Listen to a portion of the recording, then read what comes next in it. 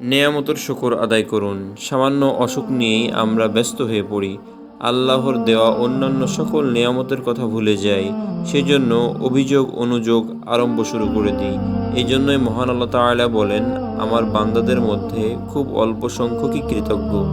যেসব নেয়ামতে আমি তাদেরকে সবসময় ডুবিয়ে রেখেছি সেদিকে মনোযোগ নেই।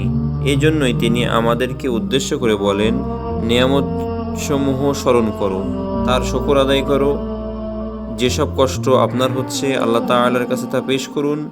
বলুন, হে আল্লাহ, আমি কমজোর, এই কষ্ট আমার সহ্য হচ্ছে না, আপনি দয়া করে আমার এই কষ্ট দূর করে দিন।